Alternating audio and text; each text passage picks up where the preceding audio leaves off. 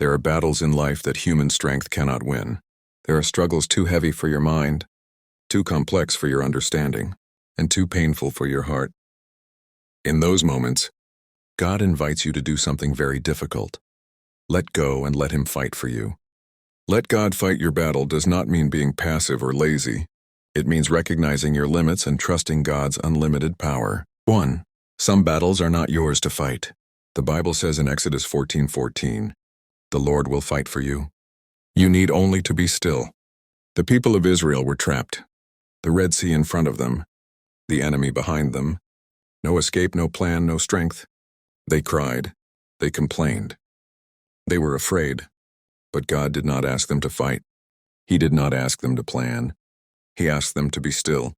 Some battles were never meant for you. If you fight them in your own strength, you will lose. Many people are fighting to prove they are right, to defend their image, to get revenge, to control what they cannot control. And the more they fight, the more exhausted they become. 2. Why does God want to fight for you? Because you see only part of the picture. You don't know what is coming next. You don't know what God is doing behind the scenes, but God sees everything at once. When God fights, He fights with truth. He fights with justice. He fights without hatred. He fights without mistakes. When you fight alone, emotions lead your decisions. Anger clouds your judgment. Fear pushes you to act too fast. Pride stops you from trusting God. That's why God sometimes says, "This battle is not yours. Let me handle it." 3. Being still does not mean you are not hurting. Being still does not mean you don't cry. Being still does not mean you don't feel pain. Being still does not mean you don't have questions. Being still means you don't let pain control your actions. You don't let anger replace God. You don't let fear destroy your faith. Sometimes the greatest act of faith is not responding. Sometimes the greatest victory is not reacting. 4. God works even when you see nothing. One of the biggest mistakes people make is thinking, if God were working, I would see something. No, often God's silence is not His absence. It is His strategy. While you are praying, waiting, holding on by faith, God is moving people, changing hearts, revealing the truth, preparing the outcome. The battle is not standing still. It is moving even when you cannot see it. 5. A battle given to God is never lost. When you give the battle to God, you protect your peace, you preserve your strength, you guard your soul. You don't lose your dignity, you don't lose your value, you don't lose your future. You are saying, God does not need my help to be God. Setting closing prayer, part 1. Lord, I am tired of fighting battles I cannot win. I release what is too heavy for me. I place my fears, my struggles, and my pain into your hands. Fight for me, Lord, while I learn to be still and trust you completely. One of the hardest things for a human being to do is let go of control. We want to fix everything. We want to understand everything. We want to know how, when, and why. But faith begins where control ends. You cannot fully trust God while trying to control the outcome. 1. Control is the enemy of trust. Many people say, I trust God, but their actions say, I trust myself more. Control shows up when you replay the problem in your mind all day. You worry about what might happen tomorrow. You try to manipulate people or situations. You refuse to rest because you feel responsible for everything. Control feels safe, but it slowly destroys your peace. God never asked you to control the battle. He asked you to trust Him with it. 2. Releasing control is an act of humility. When you release control, you are saying, God, I don't know everything. God, I cannot fix this on my own. God, I need you. That is not weakness. That is humility. The Bible says, God resists the proud but gives grace to the humble. When you humble yourself, grace enters the situation, and grace changes everything. 3. Why God sometimes delays the victory. Many people ask, if God is powerful, why doesn't He act now? Why am I still waiting? Why is this battle taking so long?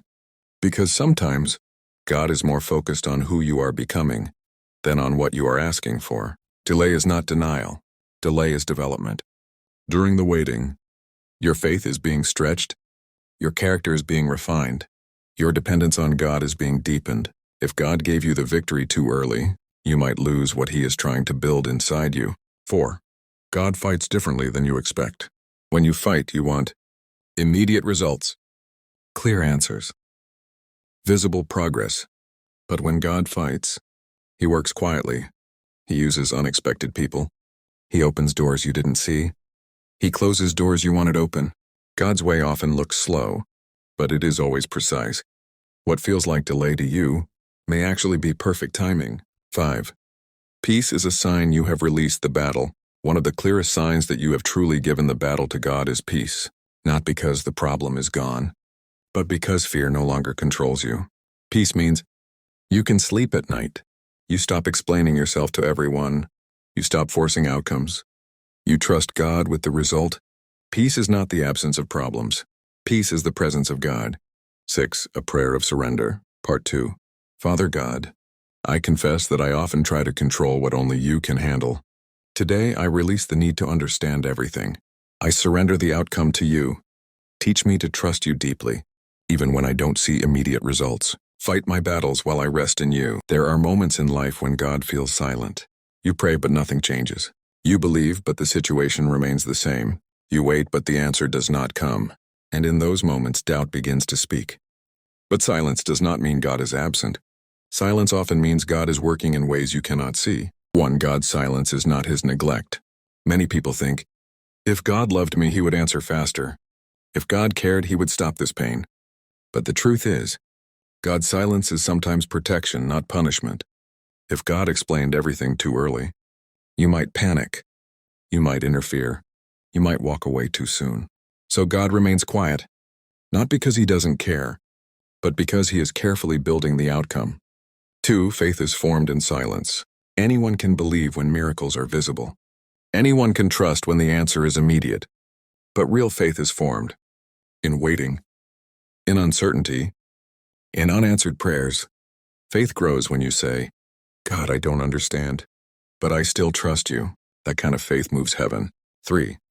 God often removes the noise before the victory. Before God brings victory, he often removes distractions. He separates you from unnecessary voices, opinions that confuse you, people who don't understand your process. Silence creates space for God to speak clearly. If everything around you is loud, you may miss his direction. 4. The battle is spiritual before it is physical. Many people fight people, but the real battle is spiritual. The Bible says, we do not wrestle against flesh and blood. What looks like rejection, delay, misunderstanding, opposition is often spiritual resistance, and spiritual battles cannot be won with human strength. They require prayer, patience, and trust.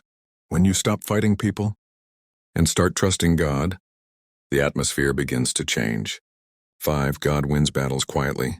God does not always announce his moves. He does not always warn the enemy. Many victories happen while you are sleeping, while you are waiting, while you are praying quietly. When the victory finally appears, people will be surprised, but you will know God was working all along. 6. Prayer for strength in silence. Part 3. Lord, your silence is difficult for me.